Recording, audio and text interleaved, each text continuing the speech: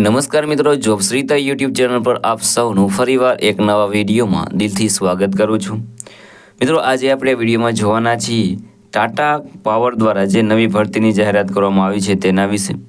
મિત્રો, આ ભરતી માટે એજ્યુકેશન ક્વોલિફિકેશન છે તે માત્ર ને માત્ર 10 પાસ માંગવામાં આવ્યું છે। જેમની પાસે પણ 10 પાસ એજ્યુકેશન ક્વોલિફિકેશન હોય તે બધા કેન્ડિડેટ આ ભરતી માટે એપ્લાય કરી શકે છે અને પગાર મેળવી શકે છે 65,000ની આસપાસ। મિત્રો, આ ભરતી માટે ભાઈઓ અને બહેનો બધા એપ્લાય કરી શકે છે જેમની ઉંમર 18 વર્ષ પૂર્ણ થઈ ગયેલા હોય।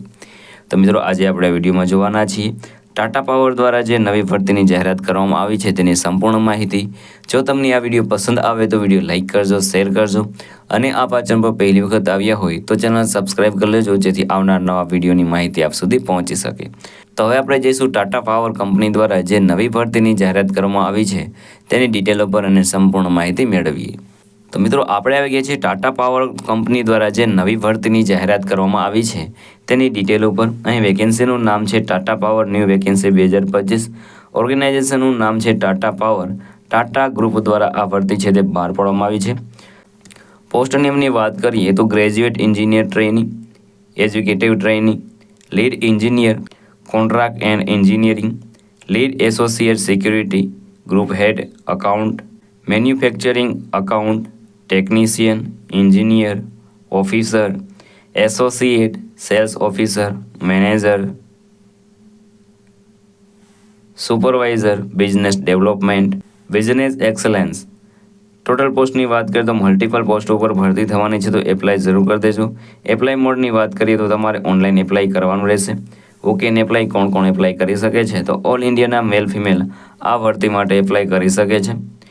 સેલરીની વાત કરીએ તો અહીં તમે 23,000થી લઈને 65,000ની આસપાસ સુધી તમે સેલરી મેળવી શકો છો। અલગ અલગ પોસ્ટ વાઇઝ અલગ અલગ સેલરી આપવામાં આવે છે।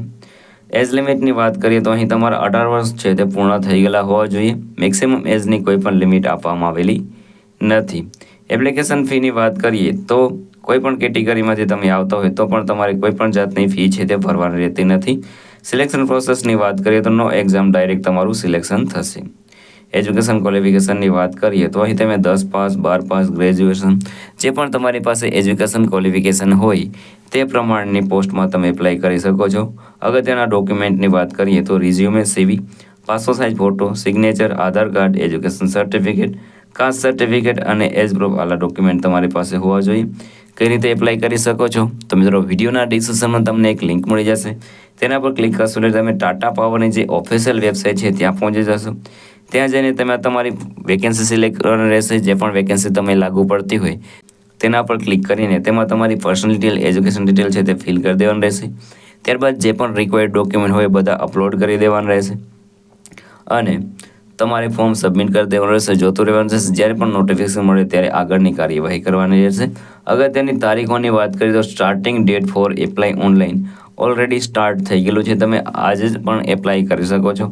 લાસ્ટ ડેટની વાત કરીએ તો એઝ સૂન એઝ પોસિબલ, જેટલું તમે વહેલું એપ્લાય કરશો એટલે વહેલી તમને જોબ મળશે। અગત્યની લિંકની વાત કરીએ તો તે તમને વિડીયોના ડિસ્ક્રિપ્શનમાં મળી જશે, ત્યાં તમે એપ્લાય કરી શકો છો। તો મિત્રો, આ હતું આજનું નોટિફિકેશન। જો તમને આ વિડીયો પસંદ આવે તો વિડીયો લાઇક કરજો, શેર કરજો અને આવા ચેનલ પર પહેલી વખત આવ્યા હોય તો ચેનલ સબસ્ક્રાઇબ કરી લેજો જેથી આવનાર નવા વિડીયોની માહિતી આપ સુધી પહોંચી શકે। તો આ સાથે આજનો વિડીયો પૂરો કરું છું। મળીએ નવા વિડીયોમાં નવી ભરતી સાથે। જય હિન્દ, જય ભારત।